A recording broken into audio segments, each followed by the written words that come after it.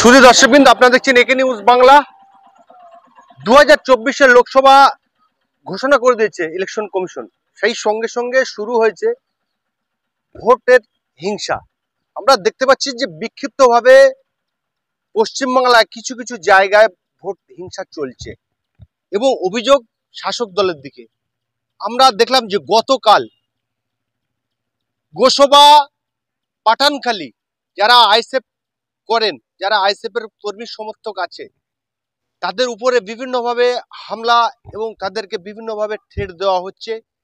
গতকাল সন্ধ্যার পরে একজন আইএসএফের কর্মী, তিনি রমজান সেরে যখন বাড়ি ফিরছিলেন, সেই জায়গায় তৃণমূলের একজন নেতা তাকে মোটর বাইকে করে ধাওয়া করে তাকে পাকড়াও করে এবং সেই তৃণমূল নেতার যারা সাথী সঙ্গী ছিল তারা তাদেরকে ধরে সেই আইএসএফ কর্মীকে বেধড়ক মারধর করে এবং আগ্নি অস্ত্র নিয়ে তাকে হুমকি দেখানো হয় যে তাকে মেরে ফেলে দেওয়া হবে প্রাণে।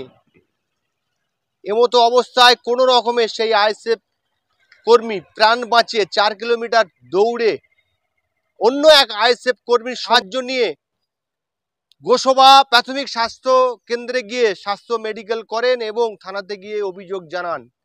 ইতিমধ্যেই আমরা দেখতে পাচ্ছি যে জয়নগর লোকসভা কেন্দ্রে আইএসএফের যিনি প্রার্থী দাঁড়িয়েছেন মেঘনাথ হালদার মহাশয়, উনি বিভিন্ন জায়গায় প্রচার করছেন এবং বেশ ভালোই সাড়া পাচ্ছেন। এতেই করে দেখা যাচ্ছে যে শাসক দলের যারা রয়েছেন তারা কিন্তু আতঙ্কিত হয়ে যাচ্ছেন। এই অবস্থায় দেখতে পাচ্ছি যে বিভিন্ন জায়গায়, বিশেষ করে গোসবা, বাসন্তী, সরবেড়িয়া, আপনার এই সমস্ত এলাকায় আইএসএফ কর্মী সমর্থক যারা রয়েছে, পাঠানখালী, তাদের উপরে বিভিন্নভাবে মানসিক টর্চার করা অভিযোগ আমরা শুনতে পাচ্ছি। ইতিমধ্যেই আমরা দেখলাম যে মেঘনাথ হালদার মহাশয় তার যে জন্মভিটে যেখানে গিয়েছিল প্রচার করতে, সে জায়গায়ও তিনি বাধার সম্মুখীন হতে হয়। গতকাল যেটা ঘটলো সেটা নজিরবিহীন কাণ্ড, যে আইএসএফ কর্মী সে রমজান সেরে রোজার ইফতারি করে বাড়ি ফিরছিলেন, তার উপরে হামলা করে। আমি জুলফিকার মোল্লা, পাঠানখালী অঞ্চল অবজারভার ইন্ডিয়ান সেকুলার ফ্রন্ট এবং গোসবা ব্লক সহসভাপতি এবং গোসবা ব্লক ইলেকশন কনভেনার। আমি আজকে রোজা সেরে ইফতারির পরে আমি চা খাওয়ার জন্য আমার বাড়ি থেকে বার হয়ে 5 মিনিট দূরে আমি একটা দোকানে যাচ্ছিলাম। আমি একা ছিলাম। এমন অবস্থায় আমাদের পাঠানখালী অঞ্চল তৃণমূল অঞ্চল সভাপতি মাননীয় সুবিদ আলী ঢালি উর্ফে ঝোড়ো ঢালি, উনি ওনার ক্যাডারকে নিয়ে বাইক নিয়ে আমার পিছন পিছন ফলো করতে আসে। আমি বুঝতে পারলাম না, এমন অবস্থায় বুঝতে পারলাম যখন আমার পাশে বাইকটা দাঁড় করিয়ে আমাকে ডাকা হয় যে আমার কাছে আয়। আমি বললাম কেন, কি ব্যাপার? কাছে গেলাম, আমাকে প্রশ্ন করা হলো জব কার্ডের টাকাটা কি তোর বাবা দেয়?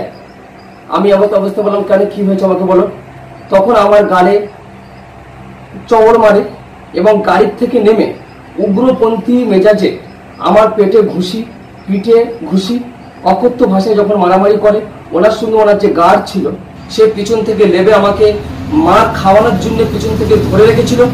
সেই অবস্থা আমার গেঞ্জি ছিঁড়ে আমার গেঞ্জিটা ধরে রেখেছিল। গেঞ্জি আমার ছেঁড়া অবস্থা এখনো পর্যন্ত আছে।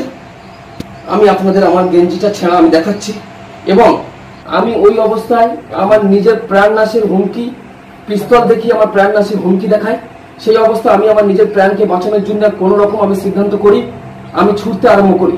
ছুটে 4 কিলোমিটার দূর পর্যন্ত যাই। 4 কিলোমিটার দূরে আমার ধাওয়া করতে করতে যাই। সেখান থেকে আমি আমার ইন্ডিয়ান সেকুলার ফ্রন্টের পার্শ্ববর্তী অঞ্চল আমার একটা কর্মী সহযোগিতা নিয়ে আমি গোসবা মেডিকেলে এসে আমি মেডিকেল রিপোর্ট করাই। মেডিকেল রিপোর্ট করার পরে আমি এখন গোসবা থানা দ্বারস্থ হব। আমার উদ্দেশ্য, আমি ইন্ডিয়ান সেকুলার ফ্রন্টটা করি, আমি নওশাদ সিদ্দিকের পার্টিটা করি, আমি নওশাদ সিদ্দিকের চিন্তাধারাটা দিকে দিকে ছড়িয়ে দেওয়ার জন্য ব্যস্ততা হয়ে থাকি। যার কারণে ওরা অনেক দিন ধরে আমাকে চেষ্টা করছিল মারধর করার। এমন অবস্থা আমাকে একা পেয়ে আমার উপর অকাত্য অত্যাচার করে। পশ্চিম বাংলাবাসী তথা প্রতিটা আপামর জনসাধারণ প্রত্যেককে আমি আমার আর্জি জানাচ্ছি, তৃণমূল দুষ্কৃতি থেকে আমাদেরকে বাঁচতে গেলে আমাদের ঐক্যবদ্ধ হতে হবে। আমাদের মূল্যবান ভোট আমরা এবারে গণতন্ত্র প্রতিক্রিয়া আমাদের নিজের ইচ্ছায় আমরা ইন্ডিয়ান সেকুলার ফ্রন্টকে দেবো। ধন্যবাদ। বিশেষ করে আমাদের পাঠানখালী অঞ্চলে আইএসএফ কর্মীদের দিকে আপনাদেরকে নজর রাখার জন্য আর্জি জানাচ্ছি। ধন্যবাদ।